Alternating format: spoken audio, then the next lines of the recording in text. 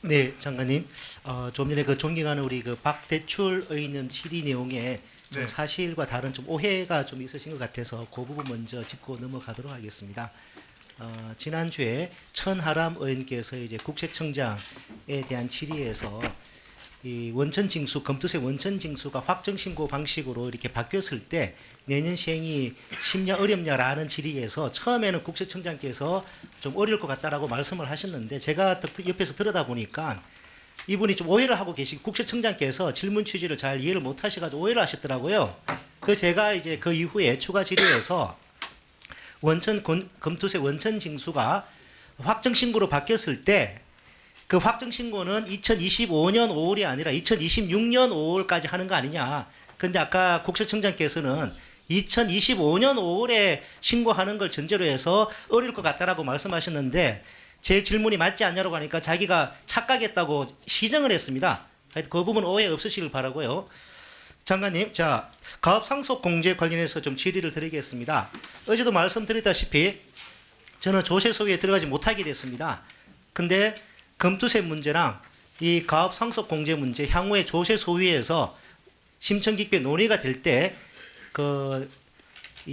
제가 발표한 이런 내용들도 우리 여야 의원님께서 한번 좀 진지하게 한번 고려해서 심사를 해 주십사 하는 바람에서 저는 어제 검투세 오늘 가업 상속 공제 관련 질의를 준비하게 됐습니다. 무분별하게 확대 요건 완화돼서 확대 적용 대상 범위를 무분별하게 확대하고 있는 가업 상속 공제는 저는 거칠게 말해서 혁신의 적이 아닌가라는 문제인식이 있습니다. 한번 질의를 시작해 보도록 하겠습니다.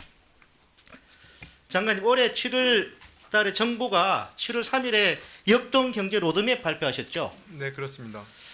자, 여기 보면은 PPT 띄워주시고요. 현재 문제점이 사회 이동성도 약화 이렇게 되어 있습니다. 네. 최근 양질의 일자리 부족, 교육 격차, 부의 대물림 등으로 사회 이동성 기대 약화, 혁신 동기 그 결과 혁신 동기 저해, 사회 갈등 심화라는 내용이 있습니다. 이 내용 알고 계시죠? 네. 정부 부처가 다 합동을 해가지고 이 내용 준비하신 거 맞죠? 네, 네. 그 한은 총재님, 예.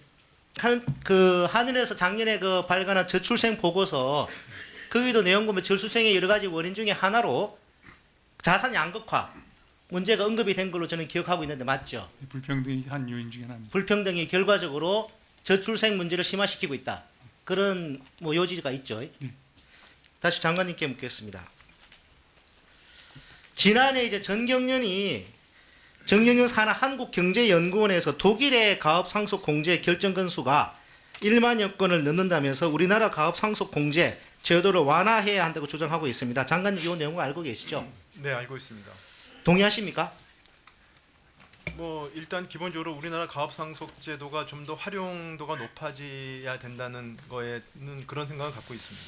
자, 좋습니다. 자, 여당에서도 이 독일 사례와 비교를 하면서 가업 상속 공제 요건이 완화되어야 된다라고 주장을 하시는 것 같습니다. 한번 그 주장이 그 비교가 적절한지 한번 살펴보겠습니다. 먼저 독일과 우리나라 산업 현실 많이 다릅니다.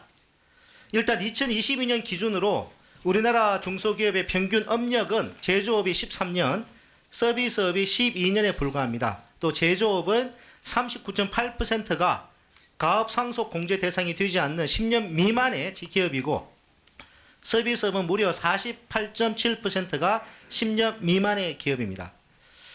업력이 10년 남짓한 기업을 두고 가업이라고 규정할 수 있는지도 의문입니다만은 100년 넘는 장수기업이 수만 개씩 있는 독일, 일본과는 산업 구조와 배경이 완전히 다릅니다.